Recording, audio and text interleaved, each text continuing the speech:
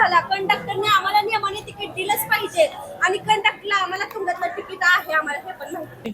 तर या ठिकाणी आज पाऊस पडतोय आणि लाडकी बहीण म्हणून देखील मुख्यमंत्री असतील, उपमुख्यमंत्री असतील, दोन उपमुख्यमंत्री, मुख्यमंत्री हे लोक लाडकी बहिणींसाठी बरेच एसटी प्रवास मोफत केलेला आहे. परंतु या ठिकाणी बघायला गेलं तर तुंगत पंढरपूरला जाणारी ज्या महिला आहेत त्या महिलांना या ठिकाणी काय प्रॉब्लेम आला त्याच्याशी आपण जातो. काय काय विचार आहे नेमका? आम्ही पण पंढरपूरच्या स्टँडला आलो होतो. आम्हाला म्हणले कोल्हापूरच्या बसमध्ये बसा.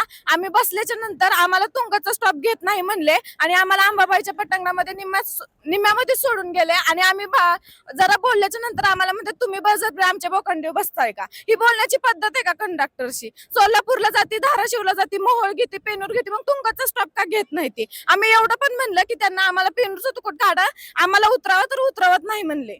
आणि ड्रायव्हरला सरळ सरळ विचारतात की का नाही, ड्रायव्हरला सरळ सरळ विचारतात की का नाही तुम्ही तुंगत स्टँडला सोडणार आहे का. आम्ही सांगितलं की आम्हाला ब्रिजच्या खाली उतरवलं तरी चालेल, पण नाही. ड्रायव्हरला सरळ सरळ विचारतात तुम्ही उतरवणार. आणि ड्रायव्हर आम्हाला हा प्रश्न तिकडून येतोय ड्रायव्हरचा की आम्हाला तुम्ही जबरदस्ती करा, आम्ही तुम्ही आमच्या जबरदस्ती बोखंडी बसा. हा लेडीजला प्रश्न विचारायची त्यांची गरज नाहीये. आणि पहिली गोष्ट म्हणजे लेडीज साठीच ही बस आहे, तर लेडीजला प्रत्येक ठिकाणी संध्याकाळी त्यांनी उतरवलं पाहिजे, आमची ही अपेक्षा आहेत. आणि मेन गोष्ट म्हणजे तुंगतला उतरवलं पाहिजे. दुसरी गोष्ट म्हणजे की का ना आम्हाला जर आमच्याकडे सुट्टे पैसे असले तर आम्हाला बसमध्ये बसा म्हणून अशी तक्रार करतात. नाही ऑनलाईन शक्यतो चालतंय, नाही चालत ह्याचं काय आम्ही सांगू शकत नाही, पण आम्हाला जर सुट्टे पैसे असेल तरच गाडीत बसा म्हणून आग्रह करतात.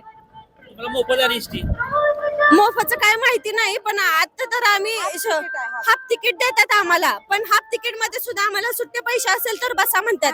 आणि आता आमच्याकडे सुट्टे पैसे होते आमच्या पर्स मध्ये पण आहेत, पण त्यांनी आम्हाला अंबाबाई पटांगणातच उतरवले, आमच्याशी वाद घातले. आणि दुसरे इष्टीतले जेंट्स लोक म्हणतात की का तुम्ही जबरदस्ती करताय.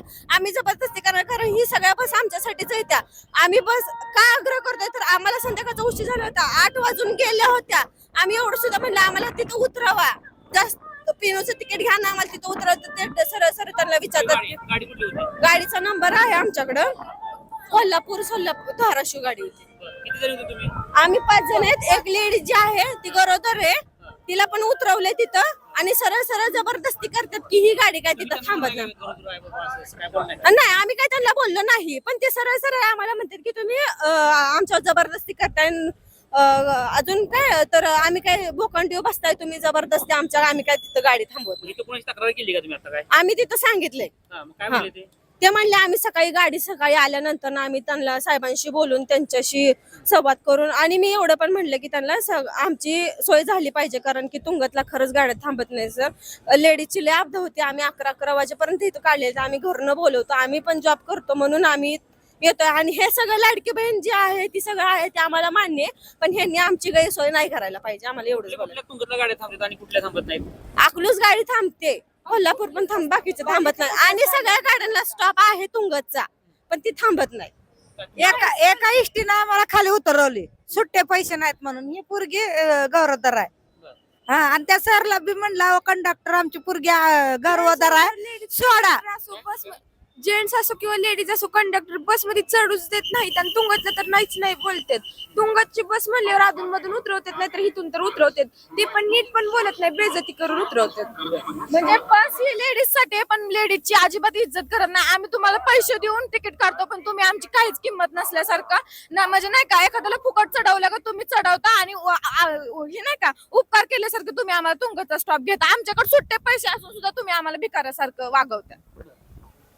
तर मुख्यमंत्र्यांना एवढंच म्हणणं आहे, ज्या लाडक्या बहिणीसाठी तुम्ही सगळ्या गोष्टी करतात मान्य आहे, परंतु असा ह्या मोठा प्रॉब्लेम तुंगतचा आहे. आणि या तुंगतला काय बसेस थांबत नाही. तुंगतला खाली बोगदा झाल्यामुळं वर बसेस येत नसल्यामुळं शाळकरी मुलं असतील किंवा इतर महिला असतील, कामगार येणाऱ्या असतील, अशांना प्रॉब्लेम येतो. परंतु जर बस थांबत नसेल तर महिलांना इथंच त्यांनी सांगितलं पाहिजे की आमची बस इथे थांबत नाही. जर इमर्जन्सी जर संध्याकाळची वेळ असेल तर कृपया या महामंडळाने महिलांना वर सोडलं पाहिजे. कारण की एसटी जर तुंगतवरून जात नसेल तर ठीक आहे की बाबा त्यांना तिथं उतरवलं पाहिजे होतं.